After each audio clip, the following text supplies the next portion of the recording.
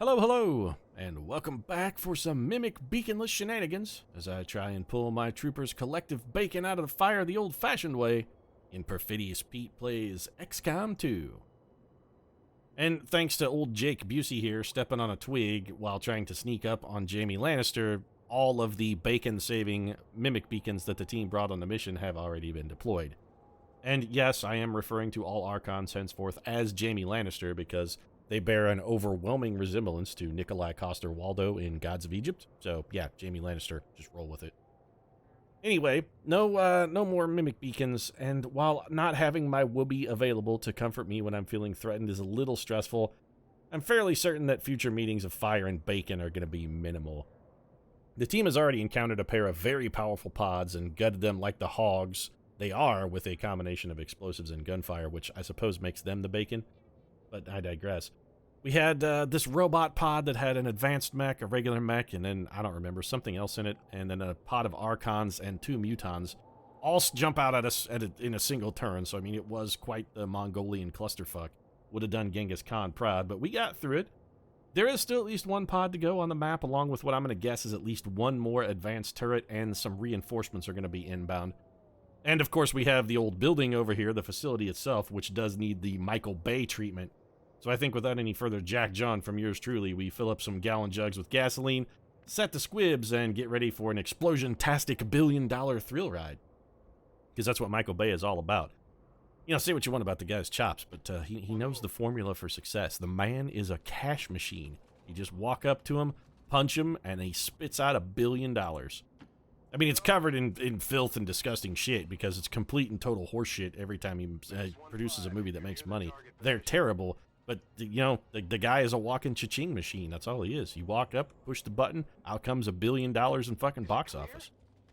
And you can't fault Michael Bay for doing what he do. I mean, honestly, if you're Michael Bay, doing anything other than making terrible movies that crank out money at a furious rate would be, it would just be irresponsible.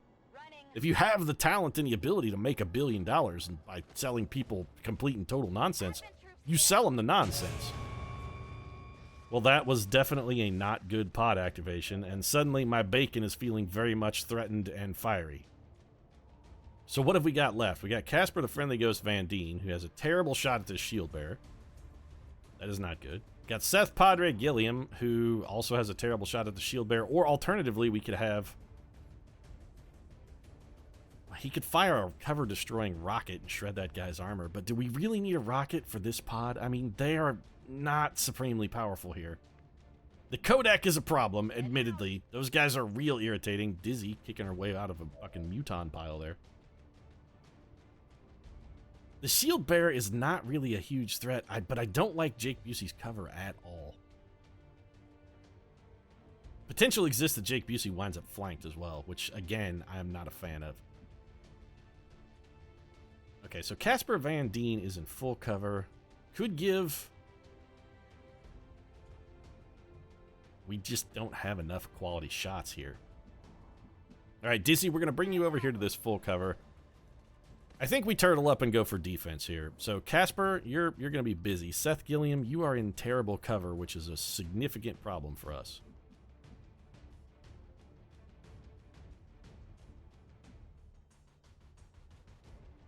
Jake Busey, what would your shot be like if we destroyed that guy's cover? I mean, it would be better, but it would still not be good.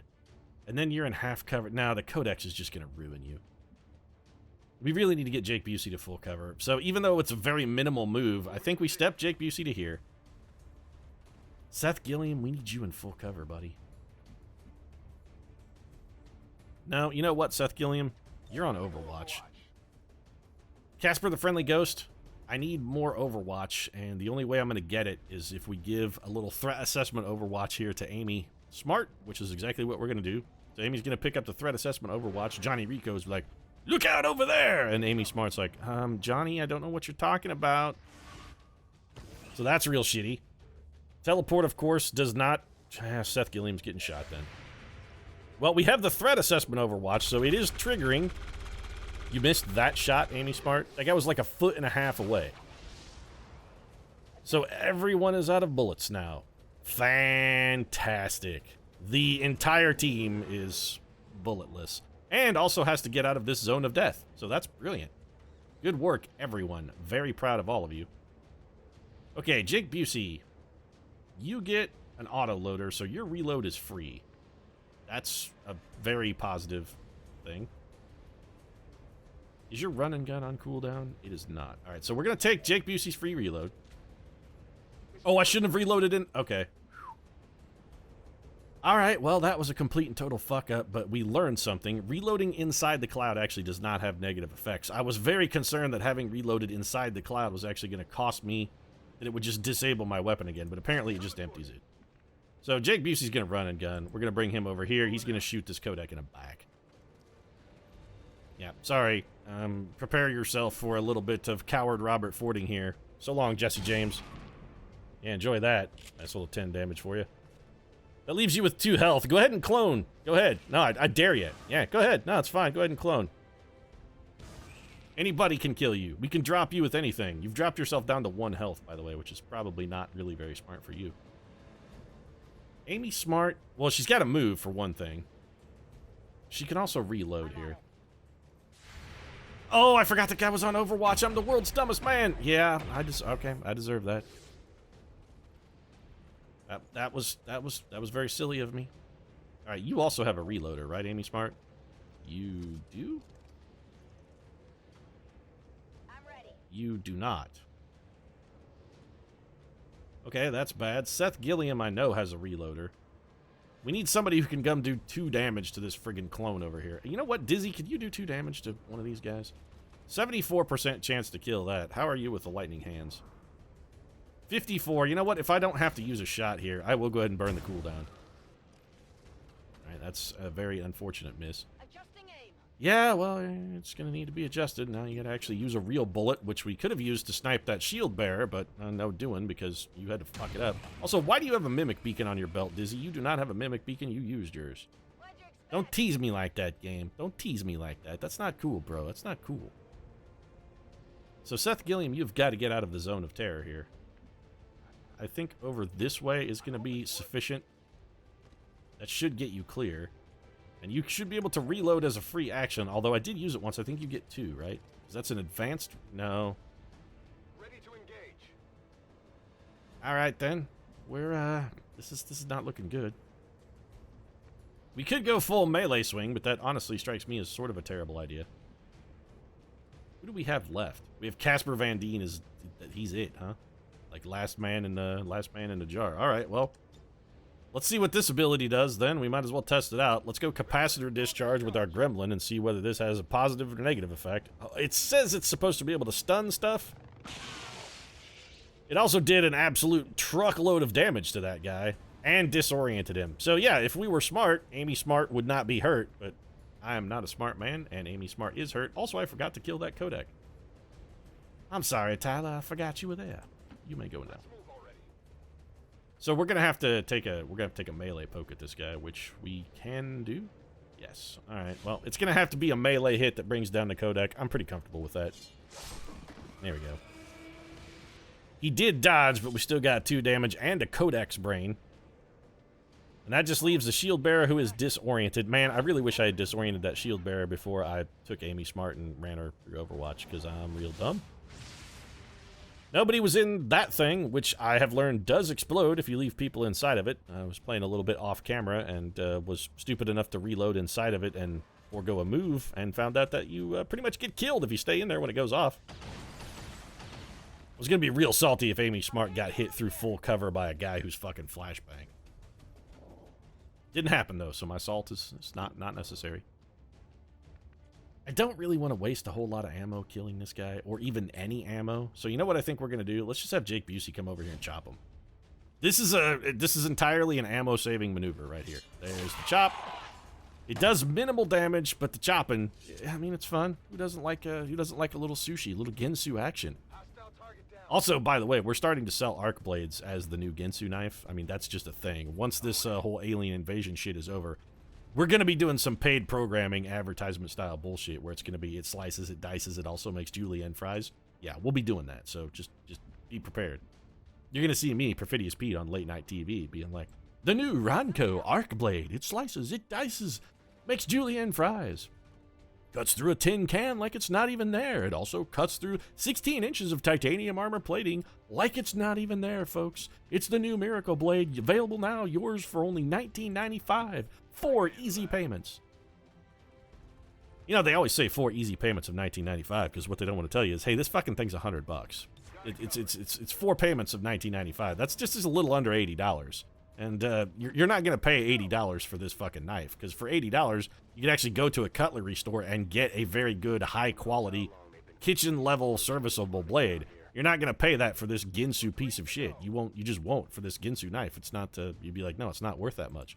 But if we cut it down into 4 easy payments of $19.95, it sounds like it's not a whole lot, because the payments, they're so easy. I'm onto your game. Ron Popeil. You're not fooling me. I know what I'm all up in your shenanigans, Ron Popeil. You can try and sell me a pocket fisherman? I think not, Ron. I think not. You and your pocket fisherman can suck my pocket dick. So let's bring Jake Busey in. I'm expecting reinforcements, probably this turn. So what I'm going to do is set up, or at least try to set up, so that we can get some manner of fire on all of those units regardless of how they come in. Or regardless of where they come in. I want to try and make sure we're going to have Overwatch opportunities. I'm not going to say Overwatch hits, because I got to say, the team's Overwatch shots have been very much not good lately. Why is that a run? Can't you just jump through this window? Apparently not. We could put you on the roof. Is that a double move? It's also a double move. Alright then, I mean, if we're going to have to double move and we can't get Overwatch, we might as well put you in a good spot. So let's run you in here to this corner cover. Casper Van Dien can jump through a window, though. Can someone please explain this to me? This window, not jumpable, not jump throughable, but this window over here, no, it's fine. Hop through it like it's not even there. Whatever you say. I guess we'll take cover behind this forklift. Is that a forklift? This does not look like a forklift. I'm not sure what that is. I mean, it looks like a fucking transformer, or it's a robot in disguise of some kind. And in a moment, it's just going to kick itself out and it'll be a sectopod or something. Rolling out. Kitten, get your velvet pawed ass in here. Dizzy, we do one on the roof. So where can we put you that's a reasonable spot and also roof-oriented? I mean, like right there seems okay. I wouldn't mind having you reload as well, but the second we get close to this beacon, it always seems to drop in reinforcements, so I'm going to try and prepare for that. Even though we don't have as much Overwatch as I might like. That's okay, because we're going to be able to get as much Overwatch as I might like. Scanning. Somebody's got to trigger the thing. Probably Casper Van Dien. Seth Gilliam, you're on Overwatch. Affirmative. Covering now. Casper, let's just have you come do the thing. No problem, boss. Rico's Roughnecks, I'll set the bomb. Somebody set us up the bomb, so the X4 has been planted. Armed, charged.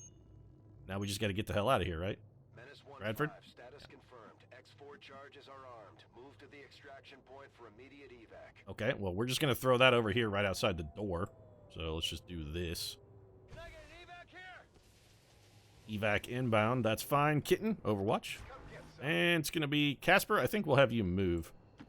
I get Don't it. really like your cover. Dizzy, we're going to have you reload and go on a little pistol Overwatch for us. Rock and roll. I'm on it. Although, theoretically, we probably could have just left this turn. Oh, no, there's more guys. Never mind. So here comes a run-in. Well, that sectoid was coming at us with a steel chair, but apparently he does not watch enough WWE to realize that you don't fucking just run in with a steel chair, champ. That's not the way this shit goes. So what do we got? A Muton and a sectoid, who are now active and should get a half a move. Yep, well, they're going to eat more Overwatch. There's a nice little 2-damage shotgun blatch from the kitten. Oh, those paws don't feel quite so velvety now, do they?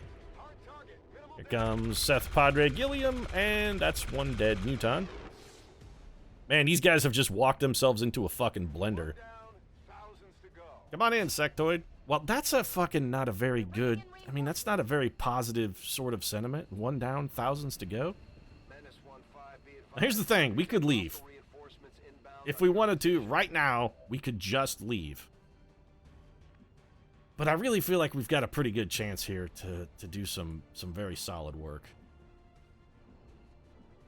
We can bounce out here with Jake Busey, have him shoot this sectoid in the back, kill it, and bounce back into full cover with his Order. Is it implacable? Indomitable, implacable, indefatigable. They should just call it fucking amazing, because that's what it is. So just make this guy be chunky soup. Oh, you did not mango chutney that man. You're supposed to turn that man into mango chutney, Jake Busey, and I can't help but notice that he is not mango chutney, sir. How can you can't see the sectoid? I mean, sure, that makes perfect sense, Casper Van Dien. It's great. Can you see it from here? Yes. Can you please take guaranteed damage to kill him? Because it doesn't matter whether you hit or not. Alright, so 6 damage. Our friendly neighborhood sectoid is dead. Man, I always feel a little guilty about those sectoids because they got the glowing hearts like E.T. And I know they're secretly just like, want to phone home, not be in combat with XCOM. And their chests are all glowing and they hold up their finger. And they're gonna like fix what's wrong with us and make the world a better place. And then we just fucking brutally gun them down. Just be like, nope, that's it. Fuck you, E.T. Sorry, you brought a message of peace for all of mankind. Yeah, well, here's a bullet to your face, champ. You can take your message of peace right to hell.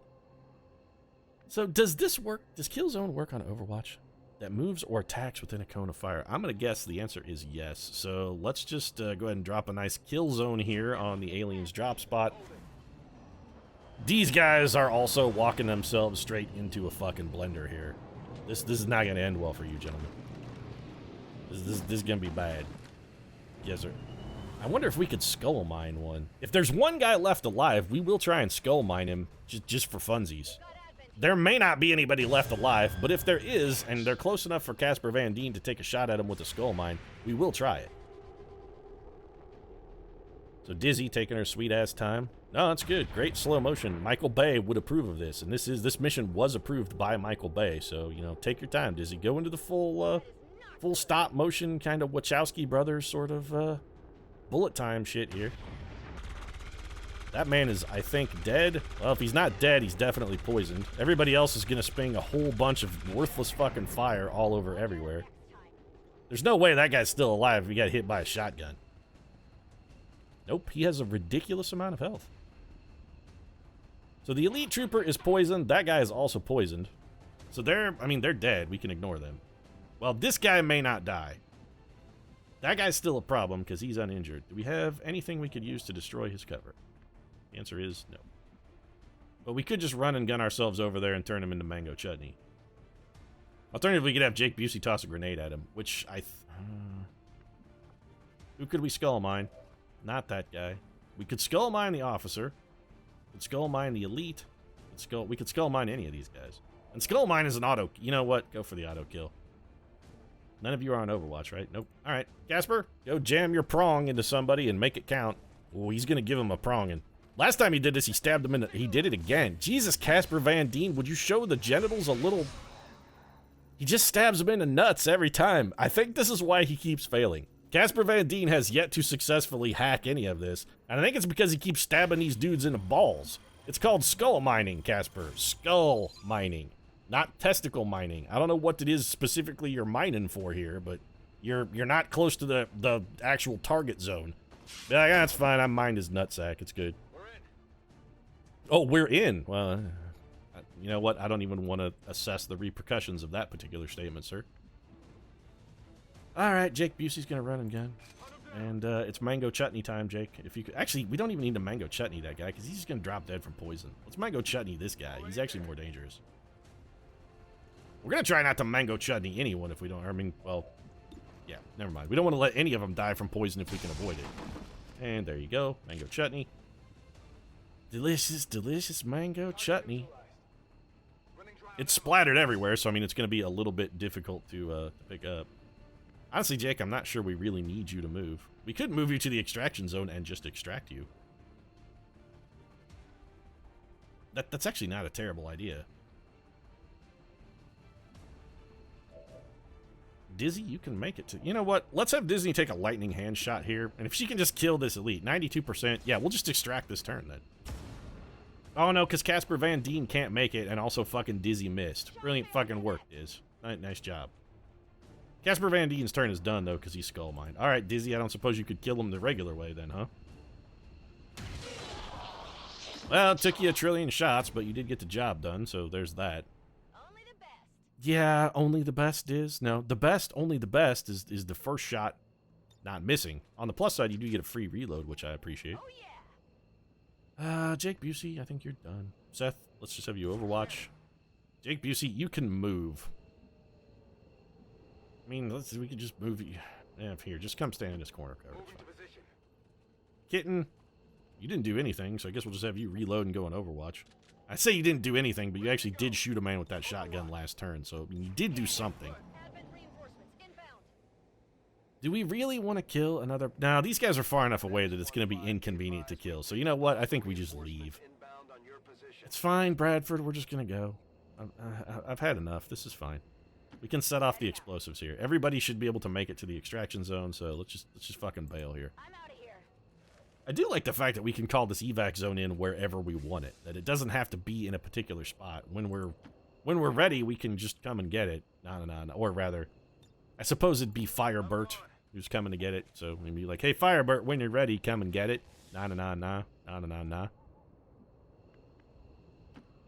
Casper Van Dien, Seth Padre Gilliam. Let's just make sure everybody's going to make it into the old target zone here before we do anything ridiculously foolish. Diz, you're in, right? Yeah, Dizzy right in the middle. Right in the middle of three dudes, right where she really longs to be. I'm not trying to slut shame you or anything, Dizzy. I know you're a sexually powerful woman. You'd be like, I can handle three dudes. And the three dudes are like, oh, you bet you can. And we love being handled by you, Diz. Bring it on. Bring it. Bring the handling. Handle me, baby. Handle me. Good old Sugar Gilliam there, bailing out. Here comes the kitten. Let's go. He's going to climb this like it's back in the way to the cat castle. There you go. So Seth Gilliam safely ensconced in his cat condo. Casper Van Dien, of course, the last to leave because he is Johnny Rico of Rico's Roughnecks.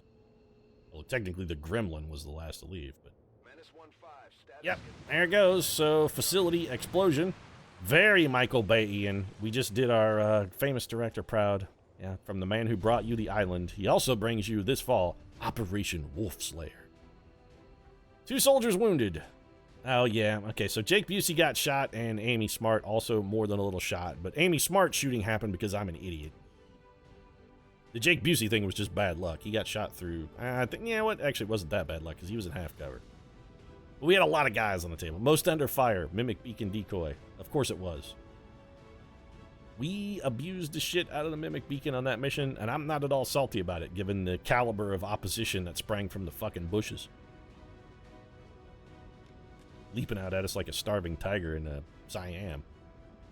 Siamese? Do tigers live in Siam? I mean, it's like Southeastern Asia. There's like Asian tigers, I think.